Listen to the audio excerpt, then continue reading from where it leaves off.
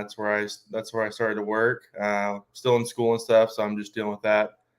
Full-time school and full-time over there now. TTO is basically just, obviously a mostly bass fishing store. We have archery as well. But trying to focus on getting the hard to find stuff, a lot of the JDM items, a lot of the higher end rods and reels. You'd be surprised we actually sell a lot more of the higher end stuff than we do any of the, lower end stuff. We still cater to those customers and still have those customers in, but I think it kind of shocked all of us, me and the owners, that there was that much of a demand for the high end stuff. So we've kind of gone more that direction as we're going forward, especially at the booth that we're gonna have the Classic. We kind of are specializing in most of our JDM items, and then a lot of our higher end stuff on the U.S. market as well. So we'll have that at our Classic booth, and then and then the Yakpots is just something that me and our bow tech Cole, we decided to put together. We wanted to have something on Sundays because our busiest day is Saturdays, so we can't get away for every tournament on Saturdays. So we wanted to have something on Sundays to do. So that's where that originated from, and hopefully it'll continue to grow. Yeah, well, it seems to be growing pretty well, and of course, Tulsa Tackle and Outdoors, you guys, you're not just sponsoring your own club there, and you also reach out and sponsor several other clubs, and so you got a pretty broad reach, helping a lot of anglers out and young anglers, and not to mention giving a good place for people to come in and find new products, and you guys have got a pretty extensive inventory there at your store. So that's we do the OKA, and we're sponsoring the OKA and the Bassathons on the kayak side, and then a lot of the big boat tournament stuff as well. So just to catch everybody up here, me and Blake had got started, and then I brought you on, and then I realized that I had not hit go live yet. So I guess probably the first 5 minutes of the stream, we were just chatting it up. We weren't even live, but we're live now. And just to kind of bring everybody back up, we're talking with Braden Stone.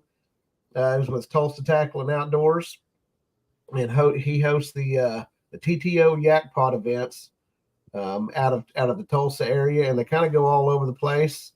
They've got a pretty good schedule, and we're talking this today about the event number 2 that they had up on Chimney Rock Lake in Northeastern Oklahoma. And we got Blake Collins on as well. Blake ended up winning that event and caught the big bass in that event, which was pretty good because you and Blake tied, and the tiebreaker was the big bass. Yeah, I thought going in 70 inches. I think both of us 70 inches going to the boat ramp on 4 fish. We're like, oh man, we got in the bag, and then we get there and we're like, oh okay, it's a tie. No, I might have called my wife at about 11 o'clock and said, yeah, it's probably over. Yeah. I thought about going and getting some bulldogs up there from the concession stand, but it's a good thing. I didn't catch another winner. I could have. Yeah, I caught all mine in the first hour, and then I dealt with a sinking Hobie that I had to deal with the rest of the day. So, yeah. Oh, that's not good. That's not good. Just a small leak in the hull, I guess. Well, I want to say small, but not really. In the first 2.5 hours, I had about 15 gallons of water in there. So luckily, they have a big enough capacity that I didn't sink. But there was a lot of water in there. I drained it for about 3 minutes when I got off the water. So I'm dealing with that. Hopefully, get that warranted in the next week or two, because I think I got an event every weekend in April, because we've got 2 OKA events and two of our events in April. So don't say that too loud. My wife's sitting over there. She's gonna hey, listen. For sure, 1 OKA event. I can't remember if there's 1 or 2 in April, but yeah, I'm gonna have a full schedule in April. Yeah, that's the way it looks. Sorry about that, Blake. Go ahead. I was just saying, yeah, there's two. There's Eufaula and McGee Creek. Yeah, that's what I was thinking. So yeah. So hopefully get that all taken care of, because I fished, like I said, for the first 2 hours and just dealt with that the rest of the day. I couldn't really do much else, but it didn't really matter because that was when everyone caught their fish. So I don't think anybody caught a fish that I talked to caught a fish after the first 2 hours of the day. Kind of just turned off. You caught one? I caught 2 of mine after the first hour. Yeah, I had all mine. I had my 4 fish that I measured in the first hour, and I caught a couple more unders after that. But yeah, no, I caught that one on the jerk bait. I probably should have kept throwing the jerk bait, but I really wanted to catch one on the glide, so I threw a glide. Yeah, I caught all mine in less than 5 foot of water. I caught them all on a bait. It's not out yet, but we're gonna have them at the Classic. The bait's already out, but the color's not out yet. It's a special color that they're doing for the Classic only that Spro's doing. So that's what I caught all my fish on in about 5 foot of water. Well, that's pretty good. Right before we came on, Blake was talking about how he'd fished a free rig down to some brush piles and stuff like that, and caught some of his in kind of the shallower water as well. Yeah. So the water temps warming up, I guess that's just more evidence of those fish moving up a little bit shallower. Most of your fish now can probably be caught in, for us shallow fishermen guys that doesn't specifically rely on scoping. That's what we love. We love when they get in 10 feet or less. Oh yeah.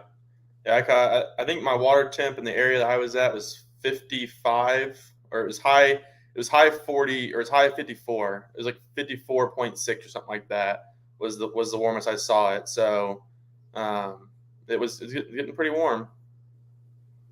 I'm fairly certain that 20-incher I caught had she was pretty thick. Either she's eating really egg. I still a little early for it. He looked good. Thick. Yeah, I had Justin Norton had sent me some pictures. I believe he come in second or third after the tie. Mm-hmm. But those fish that he had sent me, they looked really good. They looked really healthy. So I guess Chimney Rock is even though they had it really low, I guess working on that dam for a while, the fish are still staying really healthy in there. Oh yeah. All the fish I caught were really healthy. I thought they were a lot bigger in the water than they were coming out.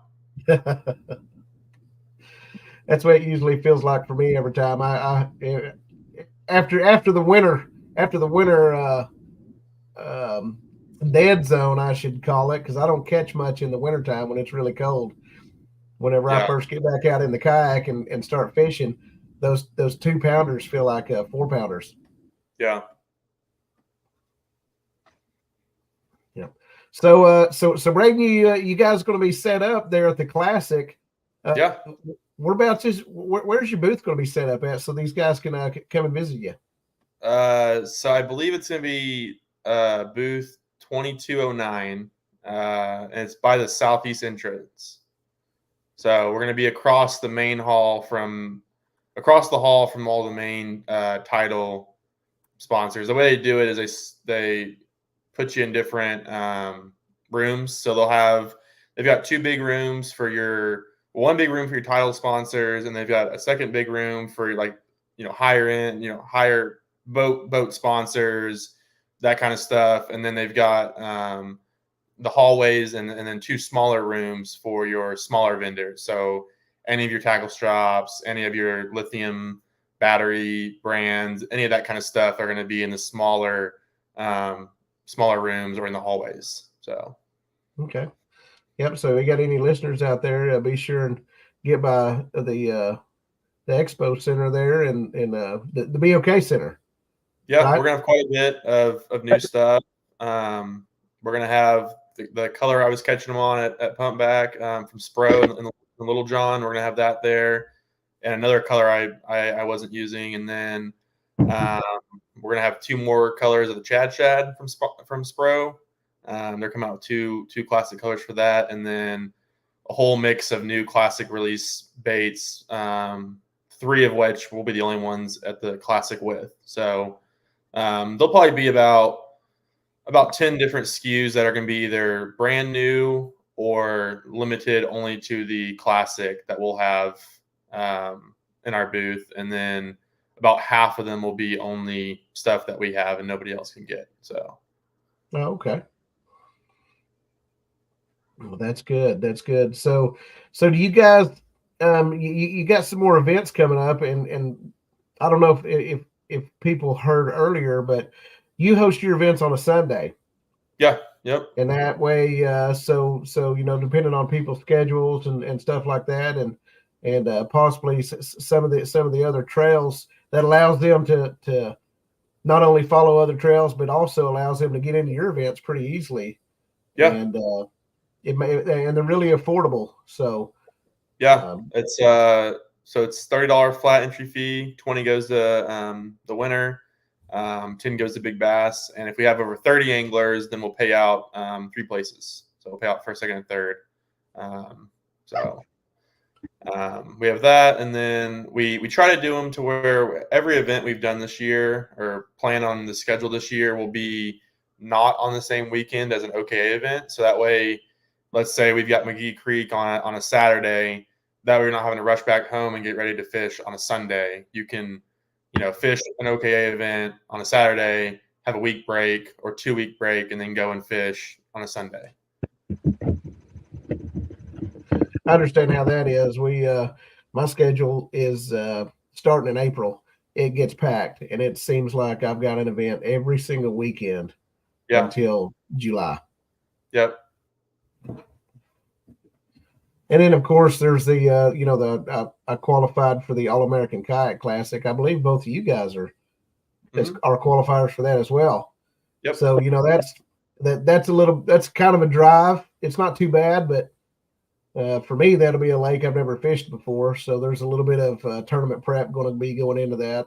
When I try to take a road trip up there in the next couple of weeks and just take a look at it, just at least get my eyes on it. Yeah. Check out the watercolor. Yeah. No, I think I got a roll down spot through the AOI for OKA. My baby's big, so I will be on call. Gotta stay as close as I can. Yep. Know how that is. You gotta family first always. Yeah. I'll never hear that if I'm and I could have. There ain't no way that I don't drive fast enough. We'll just leave it at that. So, Braden, you talk about your kayak setup a little bit. You I believe you fish out of a Hobie. Is it a PA-14? Is it the 360? Yeah. Yep, it's a PA-14 360. Honestly, haven't really done a lot to it. I've done a little bit of cosmetics. I put the marine mat in there. I've got a lot of interior lighting, and then I also lit up the hatches with white lighting.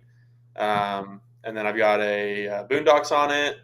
I switched from the H crate to the new black pack, the 16x16, which that's been a lot of help having that extra storage in there. And I like that. I like that lid better than because I had the H crate from Hobie with just a soft lid, and that zipper would kind of get hung up and wouldn't really work very well all the time. So switching to that black pack has made a big difference, and I can put 8 tubes on it. So it comes with 6, but I bought 2 extra, and I configured it in a way to where you can throw those 2 extra tubes on there and have 8 tubes. Because I bring a lot of rods. I don't like to retie, so I just bring a lot of rods. I got that, and then I'm just running the Lowrance HDS 9 Live. I don't have active targeting that right now.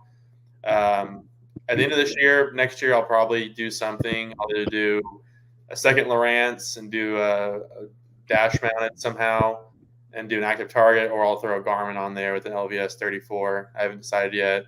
And then I got a just power pole in the back. So I'm pretty simple. No live scope, no motor, but gets the job done. So it seems to be working for you.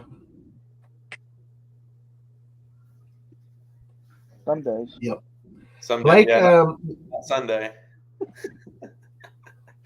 Now, Blake, before this season, I believe you were you run New Canoe, but Yep. And in this season you switched over to what was it, Bonafide, I believe? Yeah, Bonafide SS-127. Yeah. Man, a lot led into that. I mean, it has nothing to do with New Canoe's quality of kayak. I just really like. So I fished out of a Bonafide 2 years ago, and it's the same Bonafide. My father-in-law wanted to get in the kayak fishing, so I sent him the Bonafide. I ran the for a while, and I really just missed how I had that Bonafide set up. So I mean, we kind of talked and we exchanged. So he's got my new now, and I'm running the Bonafide again. Like I said, just solely based on the fact that I like how it sets up. But yeah, I've got that Newport NK180 on the back of that Bonafide. Got it rigged out with a Humminbird with I got Mega Down, Mega 360 on it, and yeah, I mean it's a heck of a rig right now. I mean, now let me ask you. Yeah, go ahead. Let me ask you this: whenever fishing in the wind, how well are you able to spot lock, so to speak, with your Newport? So I don't have spot lock on the Newport. How I do it, I have foot control steer. Bonafide makes a through hole steer kit. I guess you can call it a kit. So it goes right to my foot braces. I can control where it's turning. So what I'll do a lot of time when I'm fishing in the wind, which I like to shallow power fishing, I'm throwing a lot of spinner baits, big soft body swim bait, stuff like that. So I mean, wind's pretty important. How I like to fish. So what I'll do is I'll kind of face the wind where I can, and then I'll turn that motor up to right perfect where it'll pretty much hold me in that spot with the motor and the wind working against each other, and then I just use my feet to kind of keep me positioned pretty well. I mean, it's not perfect, but for the most part, I can stay within that radius. So, I mean, it's a good option still. I mean, like I said, that spot lock stuff's pretty cool. I've heard some horror stories on it to where you'll lose signal and it does what me and my buddies call the death spin. Happened to a friend of mine fishing a lake up in Kansas. He was spot locked and it lost signal and it just kind of spun him real fast until it gained signal back. And I don't think everybody has that issue. I think it depends on the lake. I mean, if you're on a lake where, for whatever reason, that GPS and that motor can't communicate with the satellite or what, I mean, I don't know how it all works. That's kind of what I assume. But for me, man, that's how I do it. It works pretty well. There's times where, I'd like to try the spot lock stuff. I've never ran spot lock motors or anything like that. I'd like to try it, but it's going to be hard to get me out of that Newport. Yeah, I understand. Especially as quick as it'll get you to where you're going. Yeah. I mean, I got the 180, so I'm not the fastest guy out there, but it'll move pretty good. I think my top speed in that Bonafide that I've had it to is 5.1. So I mean, that's full throttle, not a lot of wind. I mean, that was a calm day, and it was a fairly light load, but I mean, I still had quite a bit of stuff with it. I mean, I didn't have everything with me that I normally carry, but still had a reasonable amount. More consistently, what I get is about 4.7, 4.8 miles an hour. And I very rarely ever run it on 100% throttle, just for the battery efficiency side of it. I mean, backing it off to 80%, like I said, I'm at about 4.7, 4.6 most of the time. But but backing it off to that 80% gets you pretty much doubles the lifespan of it from if you were running it 100%. Yeah. Yeah, and it seems to be a pretty stable kayak. It's of course most of your kayaks on the market today, they're that are targeted towards fishermen. They have most of them has moved into some pretty good hull designs that allow just about everyone, regardless of your kayak manufacturer, they're all going to be pretty stable. I fish out of a Old Town Big Water 132, and it's a really fast kayak. It lacks in the secondary stability. It doesn't have hardly any primary stability, and it doesn't have a whole lot of secondary stability, but it is fast. But I put some outriggers on it, which makes it a whole lot more stable, but it slowed down the speed. But I can pedal comfortably 3 mile an hour, and that's just regular pedaling. And I've gotten it up to almost 5, but you have to work at it to get up to 5. And if you want to pedal anything over about 3.5 mile an hour, it's a pretty good. It's pretty strenuous. So if I'm having to go 2 or 3 miles, just to hold a good enough course to be able to make it to a spot, by the time you get there, especially if you're competing against another angler that maybe has a motor, you're kind of winded a little bit by the time you've pedaled for a solid nonstop for 45 minutes or an hour. So that's one of the advantages that I see more than anything with the motor is just being able to move around and cover water more effectively without exhausting yourself throughout the day. That makes a difference. I mean, it's I had a pedal kayak for a while. You ask the right person, they'll say I'm lazy. I like to call it being efficient. I like to be done with the day and not feel like I just went through a leg workout. But yeah, some of it's probably I'm a little lazy. I don't want to have to work that hard to go. I came from the big boat side of it. I mean, I had a boat I fished out for a while, so this pedaling stuff was for the birds in my eyes. Well, when we was on Broken Bow Lake, when we was pre-fishing for the state championship last year, we was out there coming across the lake, and I'd already pedaled. It felt like 5 miles around that lake trying to find a good bite, and I'm exhausted coming out to there. And here comes Braden passing me in his Hobie, and he was just kicked back and just sailing away. He was probably going at least 2 mile an hour faster than I was. I thought you had a motor on the back of that thing. I was looking for a motor, but man, that Hobie you got really scoots across the water. Yeah, they're quick. That's something I've noticed is I've talked to Jim about this a lot too, because he came from a big rig, and I think the thing with the Hobies is a lot of guys say that there's other kayaks out there that are more stable, like the big rig, for example, is one of those, and that might be true for like primary, because like you do get a little shaky there. I'm not gonna say it's bad primary stability, but there's definitely there's definitely better options out there. But the secondary stability is, phenomenal. I've never, like, when I was taking on water on Sunday, the left side of my kayak was sitting about 4 inches lower than the right side. I mean, it was pretty bad, and I had no fear that it was going to roll me, just because I knew it's pretty hard to roll one of those. And so with that design that they have, you lose primary stability, but you gain speed and secondary stability. And so I've gotten mine up to pedaling really quick, 5.5, but easily maintaining, I would say probably 4, like just to easily, like moving around. Like for Broken Bow, for example, I was fishing about 5 miles from the boat ramp.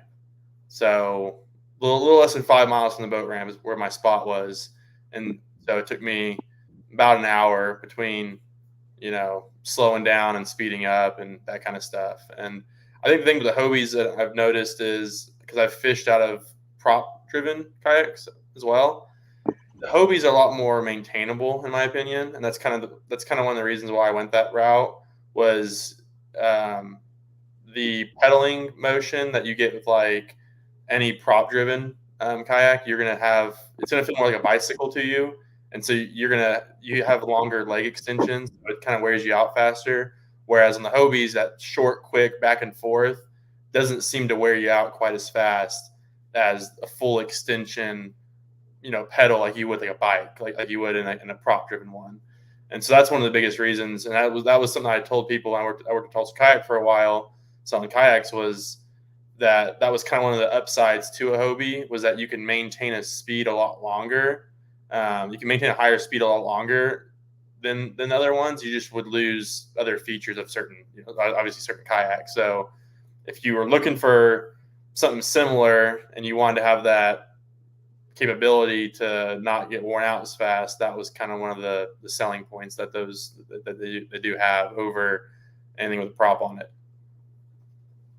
Yeah, and not to make things sound bad when you talk about your kayak having a leak, but the Hobie's got excellent customer service from what I hear. Yeah. So as far as taking care of any issues that you may have, Yeah. Hobie, Old Town, all these guys. And if you buy it through Tulsa Kayak or Oklahoma City Kayak, those guys will take care of you anyway. Yeah.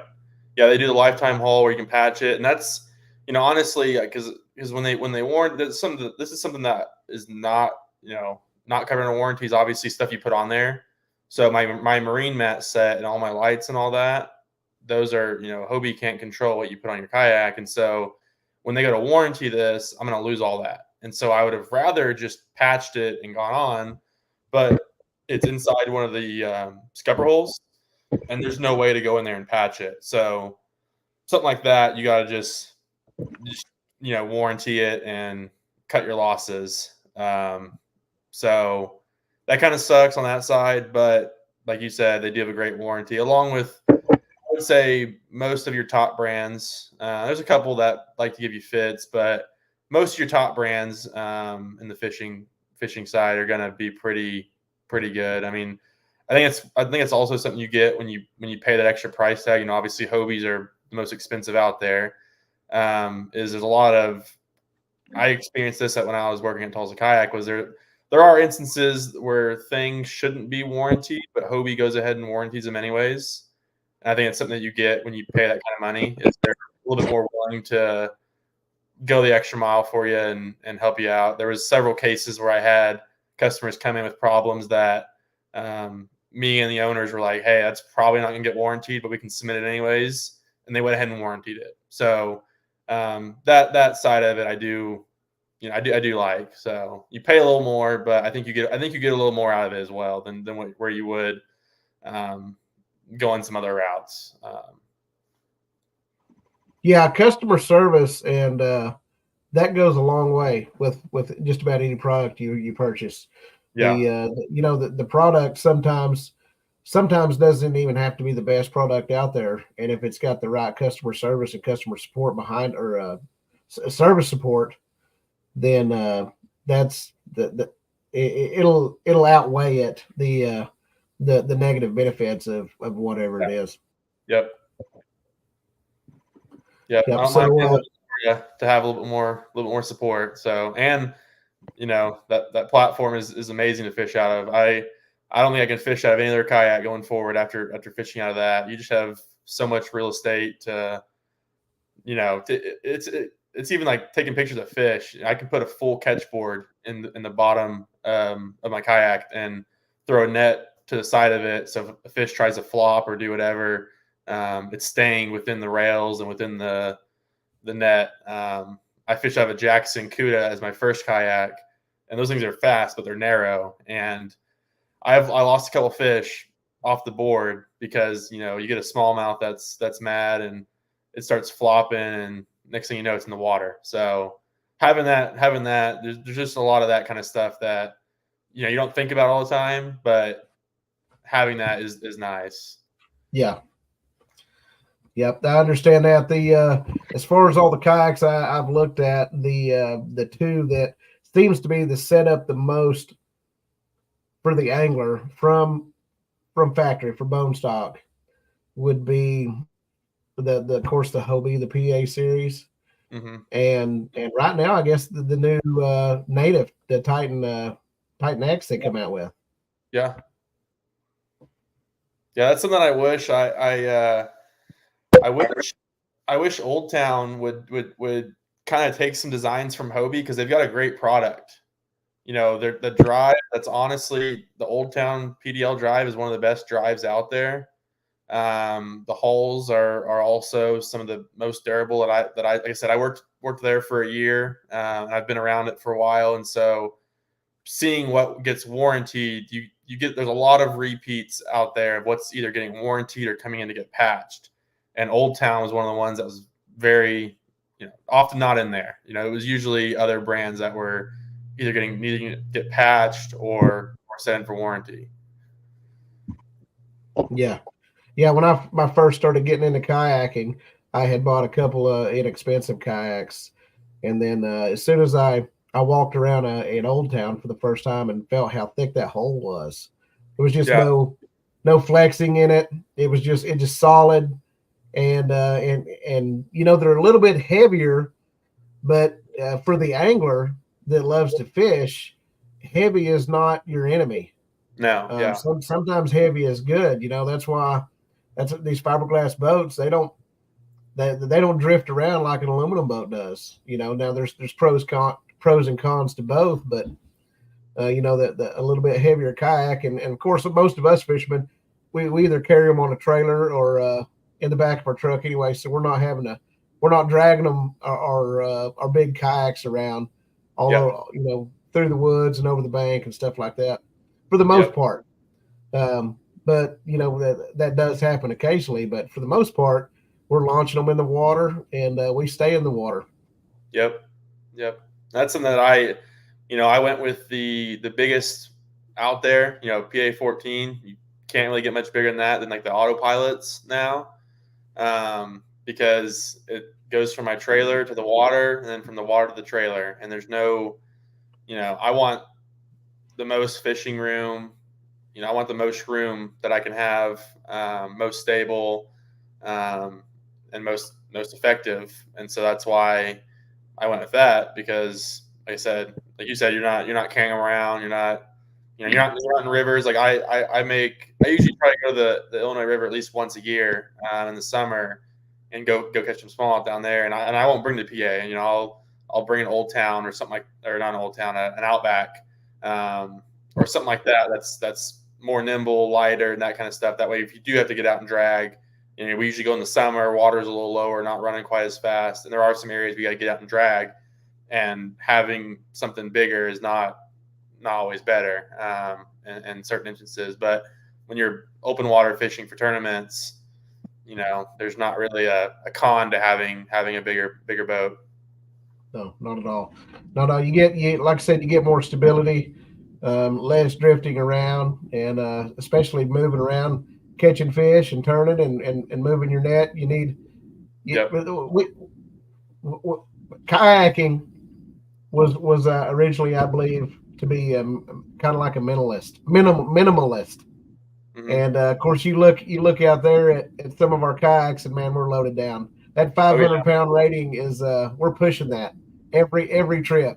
But between just everything that we have on board, with 6, 8, some guys got 10 fishing poles, either standing up or laying in their deck, and single, multiple, triple graphs, live, forward facing sonar, 360 imaging, down imaging, the tackle boxes, flags, and power poles. That we really load them down, so we're as tricked out as a big Elite Series bass boat. Yeah, like I said, I don't like retying, so I don't know a tournament last year that I brought less than 10 rods, and I bring a lot. I've got 2 jig boxes every time I go out. I don't like not having stuff. So there's always something that you think, oh man, I wish I brought that to try out and see. And so it's nice to be able to just throw everything in there and not worry about a weight limit. Yeah, that's me every time. I try to bring everything, but I pretty much carry most of everything I have except for all my plastics. Yeah, I've just got, of course, probably like any of you guys, I've just got buckets or boxes and boxes of soft plastics. Yeah. And half of them I'll never use. Yep. So we got a comment here. Michael Galbraith is he said the motor, when we was talking about the spot lock, said Motor Guide spot lock needs to be calibrated at least once a year from what I understand. I get about 4.5 fully loaded. And those that don't know, Michael's got he's also got a Hobie PA14 with a I believe he's got a Motor Guide, maybe spot lock or not, but I know he's got a trolling motor on it. And Michael's another guy that's got everything with him. Either he's got it with him or he's got it within reach of everything that he may need or you may need. Even if you break down, it seems like every time we go somewhere, somebody breaks down, and Michael's always got a part for it. He's like a walking Ace Hardware. He's prepared. No, I'm pretty sure. And the good thing about it is he's Michael's a great guy. He's one of the. It's really been a pleasure to get to know him and fish with him, and he will he does there. He kind of goes above and beyond to try to help anybody out he can. Yeah, I like Mike. Big Mike's a good dude. He is a good guy. But Braden's that way. Blake's that way. We try to all aspire to be that way. I'm trying to make this the kayak bass fishing community it's like one big family. We're a big group of friends, and we like to socialize as much as we like to fish, and that's one of the things that really lured me into it was the social aspect of it at the ramp. Before the tournament begins, and then the socialization after the tournament is over or the event's over, is all getting together and visiting and hanging out and talking about our catches and how we done and things we wish we would have done. And there's always reflection on it on every lake immediately afterwards. Yeah, definitely. Yep. So well, tell us about your next event. Where's it going to be at? So next event will be, I believe it's April 14th, I want to say. It'll be on Spavinaw. So we've got Spavinaw, and then we've got Lone Chimney, and then I believe Okemah. So I think we're doing 2 events in April, and then 2 in May, and then after that it'll go back to once a month. For the first 2 months, we're doing, for February and March, we did just 1 event, and then obviously April and May is when everyone wants to be on the water fishing. And so we did 2 events, and then back to 1 event in June. And then we'll have a championship, which we haven't ironed out where it's going to be or exactly. We talked about we're definitely going to do our top 10 anglers, but we've even talked about incorporating another group, their top 10 anglers as well. But we haven't decided yet what we're going to do on that. And then we'll have we're going to probably change the pay scale a little bit for the championship. I don't know if we're going to do a higher entry fee or what we're going to do, but I'd like to pay out at least first and second, because we're going to do a trophy for first and second. And then we'll also have a trophy for AOY as well, awarded. That'll all be awarded at the end of the season. And I decided to do 3 events as your number for qualifying events. I think it's a little more competitive that way. Because I think we're going to have 8 or 9 events total, not counting the championship. I can't remember exactly how many events we have, but we'll have several events, and the number of events to qualify is going to be less than half.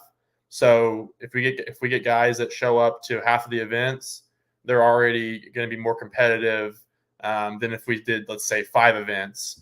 I know on the OKA side they do 5 events, and there's towards the lower end of the spectrum, you're going to get guys that either fish 4 events and squeaked in through roll downs, or if you fish 5 events and if you just show up to 5 events, you would qualify that way. Whereas on our side, you're going to have some serious numbers to be able to go fish in the top 10.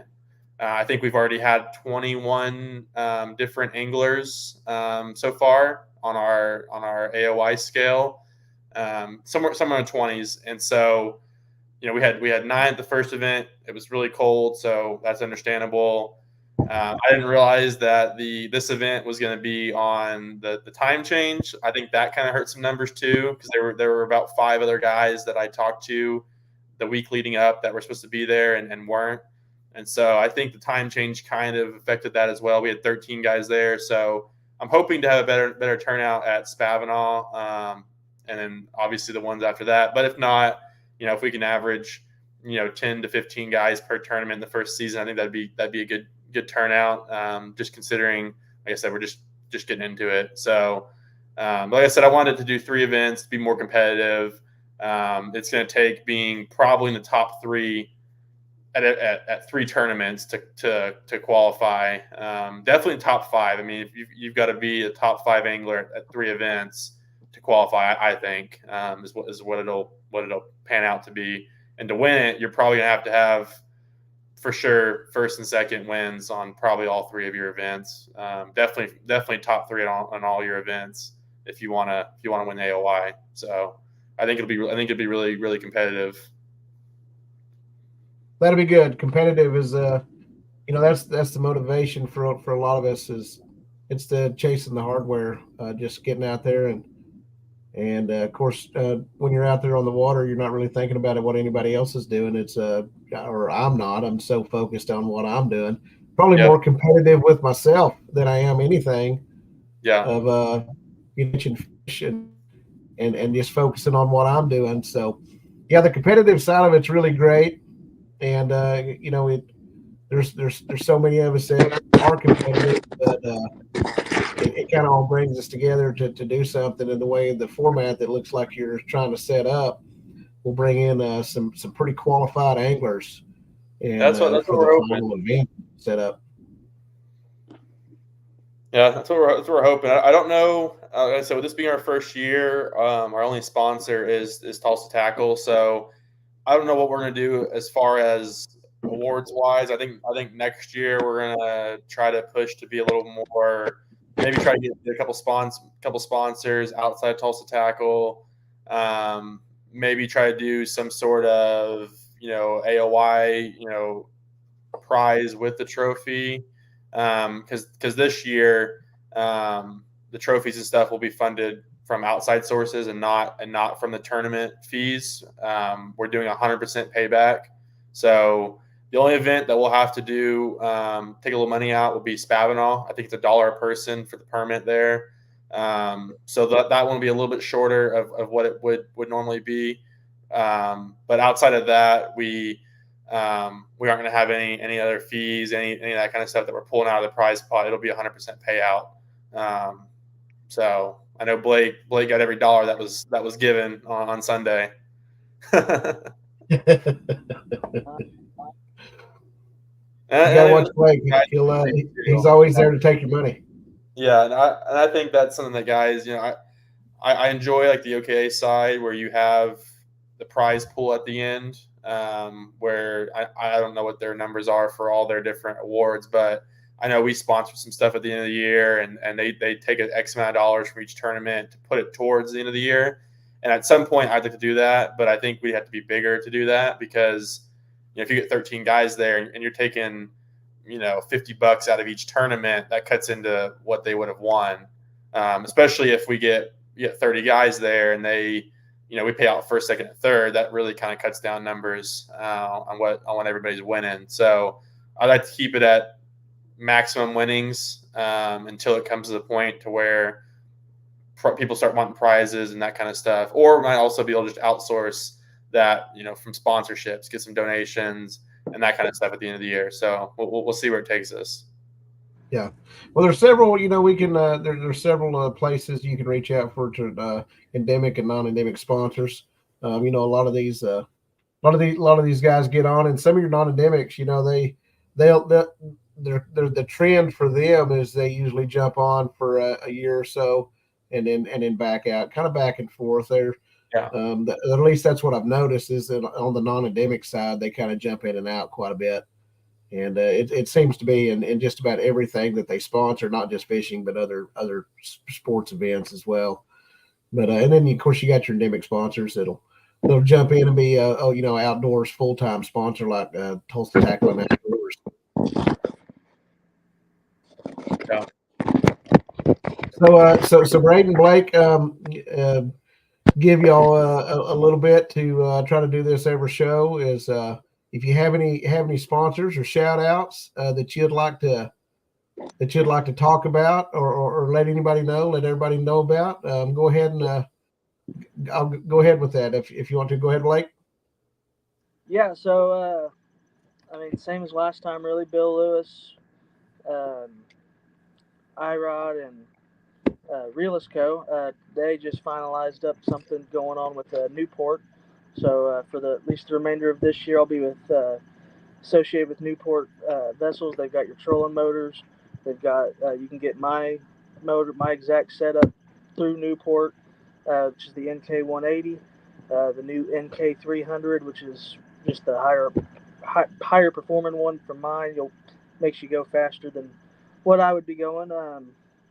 So I've got a discount code there that you guys can go use. It's 10% off, and it's just B columns. That's all it is. Probably all uppercase, but it might work with all lowercase, but definitely do it all uppercase, B Collins. With Matt and iRod, there's not another rod I want to throw. They caught all my fish on an iRod. It was their jerkbait rod, and then they have something called the junk rod, which is by far my favorite rod that he makes, and it's true to its name. Like, I've thrown spinner baits on it. I've thrown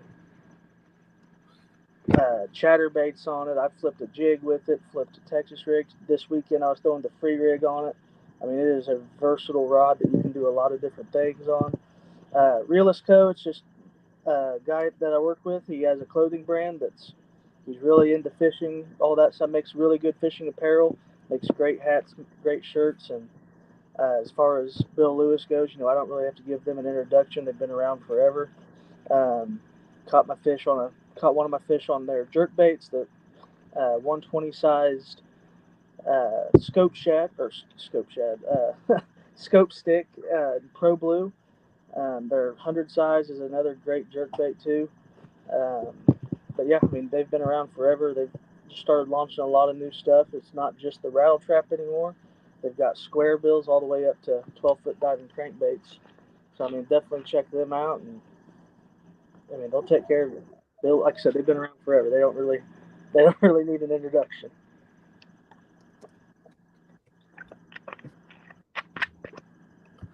Trying to sit here and plug in some of your sponsors there down in the comments so we can see. Braden, how about yourself there? You got anybody you want to give a shout out to, or any sponsors you'd like to recognize?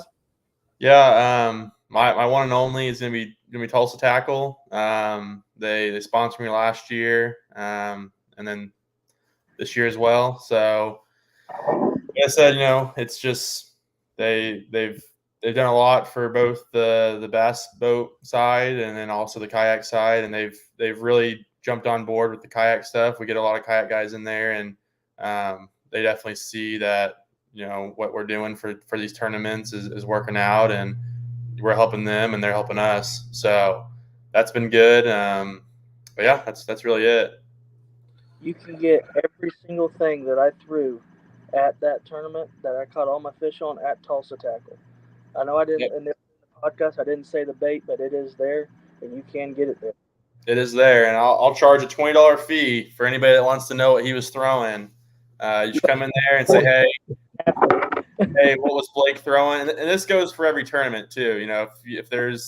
If any of your competitors come in the shop and you want to know what they're throwing or what they wanted on, just let me know. $20 bill, and you'll get to know what it was. That's good to know. Hey, another thing to know is you guys fish in a lot of these tournaments. With Braden, you believe you work for Tulsa Tackle and Outdoors, correct? Yeah, I'm the manager there. So I started there last year. Yep. So there's been a few times where you get out to or get out to a lake and you're a little bit further away, and if Braden's coming, sometimes that's the fastest way to get tackle at the last minute. Is if they can get a hold of you before you leave to come down to pre-fish, or before you leave to come down for your tournament. Is go ahead and purchase it from Tulsa Tackling Outdoors, and if you're fishing the same area, you can most of the time deliver it right to them. Oh yeah. I had a couple different times last year that I brought stuff to people for different events, and I even had Jim. When I was pre-fishing for Pine Creek, I had Jim bring me some stuff from the shop, because he's in there all the time as well. So Yep. Well, it's sure good to have you guys on, and hope continued success for both of you guys, and Braden. Thank you for all you do with Tulsa Tackling Outdoors and helping all the clubs out, and getting this Yakpot series started. It's always good to have someone else that we're willing to put in the work and the time, and it takes a lot of both to put on events and manage them. And especially to do it in the fashion that you do it really well. Appreciate that. It's good to have Blake on. This I think the second time to get Blake on in a row. He was pretty confident when we had him on last week that he was on some big fish, and some may say cocky, but I would say he was certain. I don't know. I won't let him win the next one. I've only fished twice since our championship. So now that it's starting to warm up a little bit, I'll be out there on the water a lot more. I'll give him a run for his money. Yeah. Yep. We'll have to throw all of our cards on the table. I believe it is April the 6th for the OKA event on Lake Eufaula. So last year, or a couple years ago, they had a pretty good turnout. Over 100 anglers turned out for that event. And the way it's looking this year, the weather should be even a little bit better in April instead of March.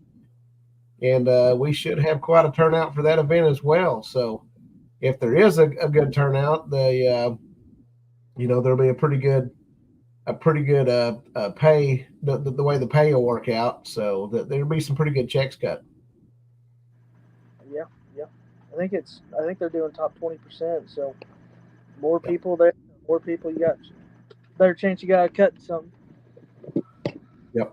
Yeah. So they had over 100 people last year, or I'm sorry, a few years ago. So that's 20 places, to cut a check. So that'll be pretty good. People like Eufaula. I've only fished it once. I don't know a whole lot about it. More than likely, my first time fishing it. I fished at a Bassathon event a couple years ago, but no, I won't. I'm pretty sure I'll be just showing up and fishing. I mean, there ain't going to be no practice. I mean, it's going to be wake up and go. But yeah, we'll see what happens. It'll be a fun event regardless. All right, one more question before I let you guys go here. I got a question for each of you. Pre-fishing. How do you feel about pre-fishing? You like to have a day to pre-fish, or just show up and fish? So for me, it really just depends. I mean, if it's a lake that I'm not real familiar with, I mean, I guess you could say you followed be one I'm not real familiar with, but there's enough information out there that I really don't feel like I need to. But for me, it doesn't really help me out all that much. It's more if I go pre-fishing, I pretty much go looking around and fish up for a little bit. But I mean, I don't want to catch any of the fish I could potentially catch on Saturday. I shake all my fish off if I can. I mean, I don't want to set the hook too much. I've got a rule. I'll set the hook 3 times in an area. And I mean, if one of them's a big one, then I'm done. I mean, that's it. But just to kind of get a gauge of the fish, and other than that, I mean, I'm not as serious into it as maybe some people are. But just, I mean, I don't want to waste any opportunity that could potentially win me an event on a Saturday. There are a few times where I think it has helped me, but for the most part, it's more I'm just trying to gather information. How about you, Braden? Yeah, I'm sort of the same way. I don't know a single event last year that I could say pre-fishing helped as far as figuring out a pattern. If it's a lake I've fished, like going down to Broken Bow, I've fished Broken Bow quite a bit. I used to fish back to when the BBKC was around from Tulsa kayak. I've gone there for just trips with family and stuff, and I've always fished. So for there, I actually all the water that I fished tournament days was all new water, stuff I never fished before. And when I was practicing, I was just fishing areas I knew people would fish, and I hate to say it, but burning up all the fish. I was going to the golf course area and setting the hook on anything that would bite. I knew I wasn't fishing over there, and so I was just going out there and just fishing. And so, because I'll take what I did, and I found a really good jig bite during practice that had no correlation to what I was doing during the tournament. But if the weather and the wind would have stayed the same, I think it would have. But the wind shifted quite a bit, so it just didn't happen. So stuff like that, I fished around the golf course during practice, and then I went 5 miles up the lake and found new water, and just started fishing. And so that's what I do for most of my tournaments. If it's a lake I've never been to, I do look around in areas I want to fish, like for Pine Creek for Pine Creek and events like that. Last year there were 2 events that I just kind of looked around. Pine Creek being one of them. I didn't really fish a whole lot. I ended up going up in the river and then ended up not really catching anything and didn't really like anything I found up there. So I went the opposite way on tournament day and just fished all new water. My biggest thing is it's a mental thing for me. And unless I know the lake really, really well, I can't fish the same water. I just struggle with it. I get, during practice, I might catch them really good on this one bait, on this one bank. And it could be a fluke during practice, but I think I'm on a pattern. And then I spend 3 hours burning up time and not catching fish. But if it's a lake I have confidence in, like Pumpback, for example, there's about a 50-yard stretch that I fish every time I go out there. And that's where every single fish I caught was. And that's where I won a Tuesday night jackpot there last year, and did pretty well at 2 other events. I got second at another event, and then ended up somewhere down the board at an OKA event on Pumpback. And it was all in the same 50-yard stretch. And somewhere like that, I burned a lot of time, but I ended up catching fish. I know they're there. Whereas on a brand new lake, like for Eufaula, for example, I won't go practice Eufaula because, I might find a bite during practice on a certain area and it not be there, and it kind of spins you out. So I don't really like to do a whole lot of that. I'll do a lot of looking around, but I won't really do much fishing. Yeah, that's kind of what I find myself doing, is more eliminating water. I like to find areas, search around and find areas that match my strong fishing skills. Yeah. The areas where I'm strong, I look for areas in the lake that will complement those areas. And then somehow, this past season, I think I had maybe one event that I didn't catch a limit. And 2 events that I didn't catch a limit. But other than that, I pretty much caught a limit at every event. And it was, just fishing my fishing strengths. So that's more than anything. Whenever I go to a new body of water, is I search around and just eliminate water. So, some of the best events I've had is lakes where I'd never caught nothing on a pre-fish. Went and fished for a day or 2 and never got a bite. And then on tournament day, just went to an area where I'd found cover and structure that matched with my fishing strengths, and ended up catching a limit and doing well.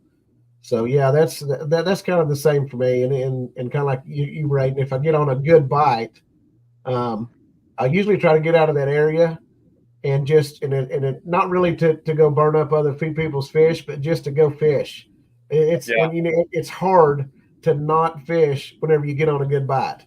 Yeah. But if you got a tournament, then you got to get out of your area. You got to go to some other area and it's going to be somebody else's area. But man, you just got to catch your fish. We're all addicted to that jerk on into that line. Yeah, and I forgot to say this.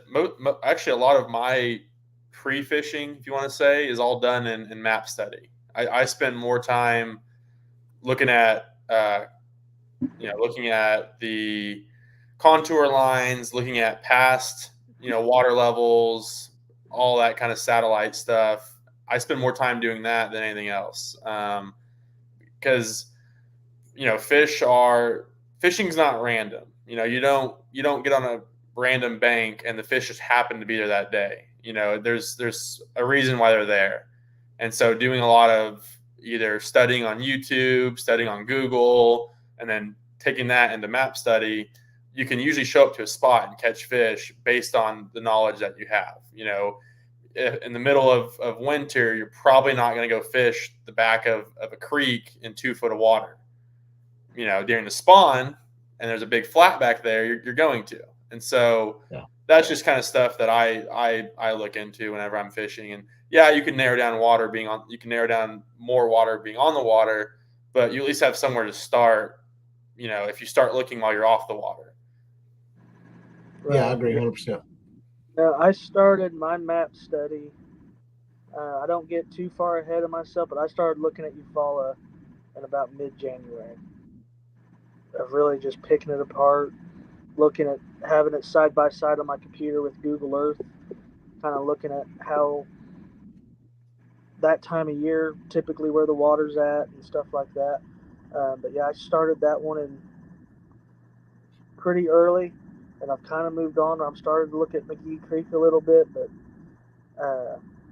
about the week before, I'll really hit Eufaula hard again on the map studies. But for me, map studying started about the time they dropped that schedule. I was just real brief, kind of looking at every lake, and then focused on Eufaula a couple months back, and haven't really slowed down on it. I go through. Sorry, go ahead. Yeah, a lot of research. A lot of research goes into to doing it right, and it's just all part of the consistency. Yep. I've got a folder on my phone of all screenshots from different contour lines and different lakes, and circling at different areas, and I do it all the time. Yeah. Gives us something to do when we can't be fishing. Yeah. Right. Yeah. All right, guys. Well, it was good to have you on. I feel like the podcast went well. Kind of rough start again, as far as I on my end. Me and Blake got started, and we talked for probably 5 minutes, and I happened to notice up in the right-hand corner of my screen there was a button that said "Go Live," and I had done everything perfect up until I noticed that. Even with the countdown timer and some intro music, I mean, I had it down, and but I finally hit the "Go Live," and here we are. We're doing good. So this is my third one all together. And I'm thinking I'm getting better and better each time. So luckily I've had some good guests on, and Blake and Braden are both very well spoken and easily interviewed guys. So it was good to have y'all on, and wish y'all continued success, and can't wait to get y'all on again after the next Yakpot event and see how it shakes out. Sounds good. Thank you. See you guys there. Bye. Well, that was the season 2, episode 2 of the Wild Pursuit podcast. I want to thank everybody for joining in. Thank you for your comments. I tried to pull them up as they were popping up on the page there. I see the Facebook and the YouTube comments. And sorry for the raspy voice and a little bit of sniffle. These seasonal allergies this time of year with that cedar pollen really gets to me. And so I think that went really well. I'm going to be reaching out to some companies here pretty soon. Maybe I don't want to release any names yet, but we're hoping to get some giveaways going with each podcast. I've got all that figured out as far as how to do it and the process. I've just got to talk to a few guys and see if they want to jump on and us, sponsor the podcast with some giveaways and really help out some of the audience. And I think it'll go well. And I appreciate everybody tuning in, and we'll see you next time.